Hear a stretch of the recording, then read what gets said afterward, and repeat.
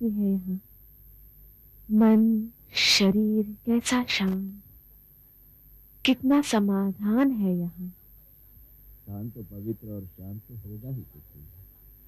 इस स्थान पर विठल पंत और रुक्मिणी का निवास था, और जिस स्थान पर इन ईश्वर पुत्रों ने जन्म लिया वहां निसंदेह शांति तो होगी ही। सत्य कहा आपने आचार्य, सत्य कहा। ऐसी रात जब विठल पंत और बालक भजन गा रहे होंगे या वेदों का पठन कर रहे होंगे तो साक्षात सिद्धेश्वर भी यहां आते होंगे। ऐसे वेद संपन्न ब्राह्मण को और उसके परिवार को मैंने यातनाएं दी। मैंने एक निष्पाप योगी को मृत्यु दंड दिया। मैं पागल हो गया था। मैं पागल हो गया था। हो गया था। धर्माचार्य जी, विठल पंत, रुक्मिणी, मुझे मुझे क्षमा कीजिए। मुझे क्षमा कीजिए।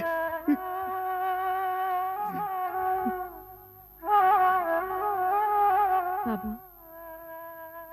मुझे तो कण कण में, वृक्षों लताओं में, इस तुलसी में, कुटी के अंदर सभी और रुक्मिणी और पंत दिखते हैं। बलवंत काका, आप कितने भाग्यवान हैं जो आपने इन बालकों के हर रूप को भीतर से देखा। हाँ हाँ, मैं भाग्यवान हूं। मैंने विठल पंत को वचन दिया था कि आखिरी सांस तक बालकों के साथ रहूंगा। इन बालकों की जीवन यात्रा इतनी अतर्क, इतनी विशाल, इतनी दैदीप्यमान है कि मेरी जीवन से वर्णन करने में असमर्थ है। ज्ञाना जब ज्ञानेश्वरी बता रहा था तब उसमें हो रहा परिवर्तन विलक्षण था, विलक्षण। हमेशा अपनी धुन में मगन रहने वाले ज्ञाना को हर भाषा, हर संगीत, नृत्य, कला, विज्ञान, व्यापार का ज्ञान ऐसे प्रतीत होता था मानो विश्व की हर बात उसे जन्म से ही ज्ञात है। साहित्य की देवी सरस्वती तो ज्ञाना पर पहले से ही प्रसन्न थी। ऐसी मधुर अमृतवाणी के महाज्ञानियों ने तक ज्ञाना के पैरों पे अपने मस्तक रख दिए। इन चार योगियों का सामर्थ्य शब्दों में वर्णन करना मानो सूर्य को दीपिका दिखाने के बराबर है। जो विलक्षण अनुभव मुझे हुआ, जो ज्ञान मैंने इनसे प्राप्त किया, उसके लिए मैं अपने आप को धन्य मानता हूं। धन्य। जब पैठन की सभा में भैंसे से वेद कहलवाए, उसी क्षण के पश्चात आज तक ज्ञानदेव का अलौकिक होना, अद्वितीय होना होता ही जा रहा है। इतना छोटा योगी महाज्ञानी होना, निवृत्ति का उसका गुरु होना, सोपान की सेवा और मुक्ताबाई की ममता, सब सब अद्वितीय, अद्वितीय। इनके सानिध्य से, इनकी कृपा छत्र में मैंने अपना जीवन सफल पाया। मैं तृप्त हो गया गोदावरी, तृप्त।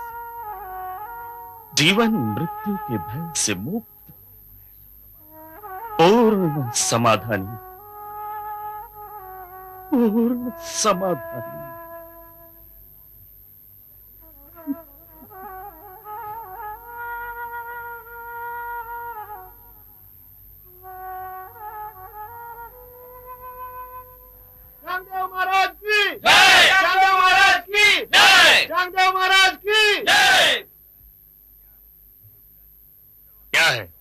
योगीराज शिरोमणि, हम चिंतित हैं। क्यों चिंता क्यों? योगीराज, वो 4 बालक और उनमें ज्ञानेश्वर अब अलंकापुरी अपनी जन्मभूमि गए हैं। उनकी योग्यता के सामने सब लोग नतमस्तक हो रहे हैं। उनके दर्शन के लिए गुरुवर दूर दूर से भक्तगण आ रहे हैं। वो तो साक्षात ईश्वरी पुत्र हैं। बस तर्क वितर्क ना करो, हम उस ज्ञानेश्वर की परीक्षा लेंगे। हाँ, ये उचित रहेगा। उचित है। आदेश अनुसार पत्र दीजिए। वो नाक पकड़कर आपकी शरण में हो गए। हाँ, साहित्य लाओ। जैसे आज्ञा। जैसे आज्ञा।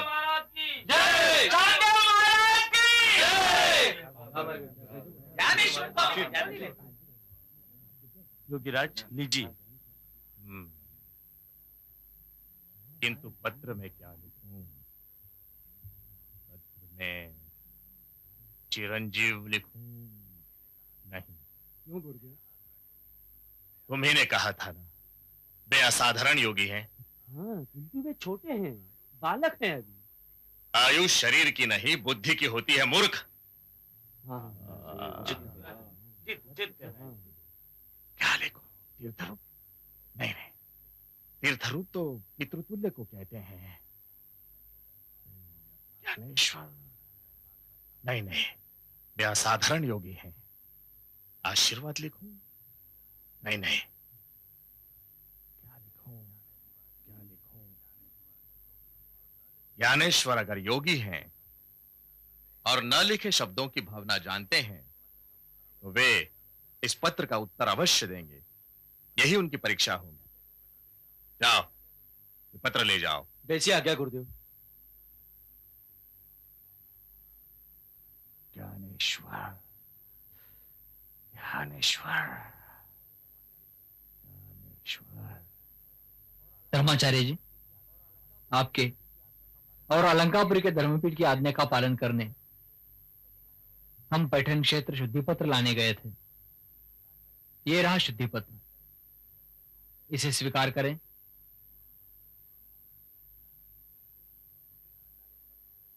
निवृत्तिनाथ, सारे ब्रह्म वृंदों के समक्ष मैं आपकी क्षमा मांगता हूं। आपकी योग्यता जाने बिना मैंने आपको बहुत कष्ट दिए। अब इस शुद्धि पत्र की आवश्यकता नहीं है।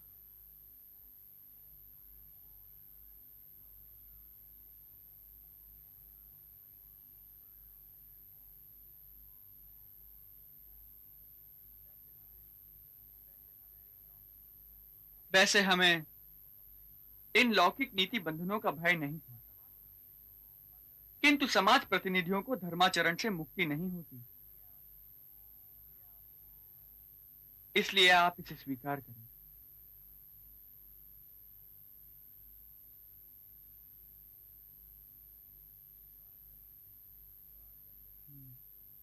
जो आज्ञा ज्ञानेश्वर जी। अरे ज्ञानेश्वर जी, अब महान महान है। आइए, ध्यान ग्रहण कीजिए। इस स्थान पर? हाँ ज्ञानेश्वर जी, इस स्थान पर बैठने की योग्यता मात्र आपकी है। आइए, स्थान ग्रहण कीजिए।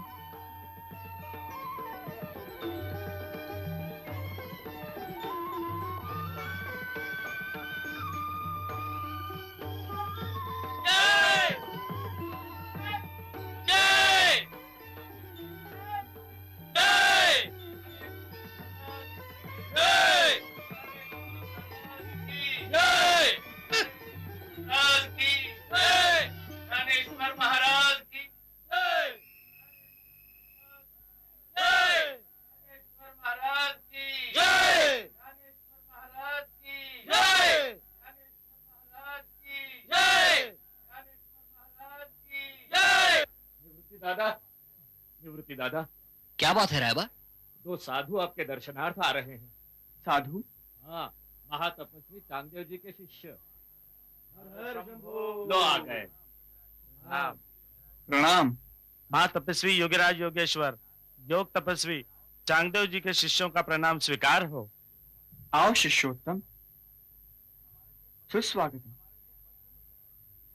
हमारे लिए पत्र लेकर आए हो? आप तो त्रिकाल ज्ञानी, आपको सब ज्ञात है। लीजिए, ये पत्र स्वीकार कीजिए।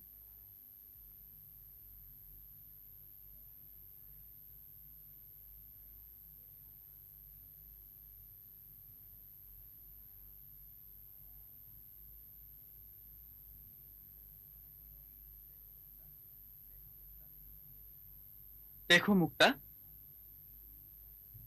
चांगदेव वही है ना जिन्होंने 1400 वर्ष की आयु पाई है? हाँ देवी, महातपस्वी योगीराज योगेश्वर 1400 वर्ष के ही हैं। 1400 वर्ष तप करने के पश्चात इस पत्र की भांति कोरे ही रह गए चांगदेव। मुक्ताई, कोरा है चांगदेव, लेकिन यही ठीक है। जैसा चाहोगी वैसा बना सकोगी। जिस प्रकार कोई कुम्हार गीली मिट्टी से माटी को कोई भी आकार दे सकता है, उसी तरह। शिष्योत्तम, क्या आज्ञा है चांगदेव जी की? महात्मन, योगीराज योगेश्वर जी ने इस पत्र का उत्तर मांगा है। साधु, आप विश्राम कीजिए, उत्तर अवश्य मिलेगा। आइए, प्रणाम। 1400 वर्ष का तपस्वी और कोरा, ये कैसे संभव है दादा? मुक्ता, चांगदेव श्री शंकर उपासक है। क्षमाशीलता, तेज अंग कांति और तपोबल से तेजपुंज चांगा को चांगदेव कहा जाने लगा। श्रुति, न्याय, व्याकरण, ज्योतिष, धनुर्विद्या, परकाया प्रवेश आदि कलाओं में निपुण चांगदेव भक्तों के दुख हरने लगे। किंतु सिद्धि प्राप्त होने के पश्चात अहंकार से उन्मत्त चांगदेव ब्रह्मज्ञान के बारे में शून्य ही रहे। इसीलिए ज्ञान, तुम चांगदेव को एक ब्रह्मज्ञान सदृश पत्र लिखो, ताकि उन्हें आत्मचिंतन से आत्मज्ञान प्राप्त हो, ब्रह्मज्ञान प्राप्त हो। जो आज्ञा दादा, मैं अभी पत्र लिखता हूँ।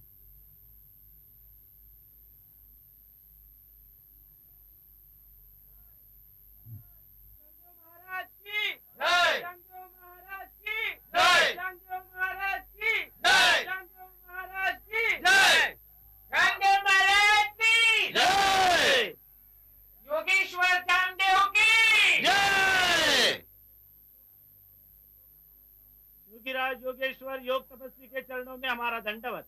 आ गए आलंदी से, असंतुष्टि आना पड़ा ना?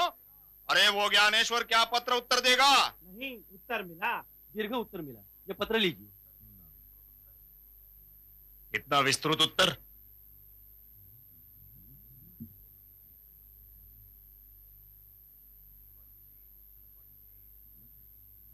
स्वस्ति श्रीवटेषु, स्वस्ति श्रीवटेषु, छिपकर हो सर्व जगत भास, जिसके दर्शन में जगन्नाथ उसका मंगल हो। प्रकट होते ही छिपे, छिपकर जो देखे।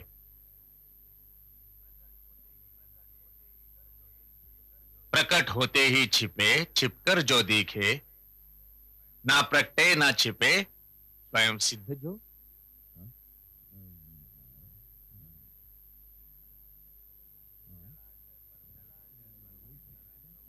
जलाशय पर उठते लहरों के तरंग, न रहे जलाशय जल रूप से अभंग। वैसे ही जगत रूप ये आत्मा स्वरूप तरंग।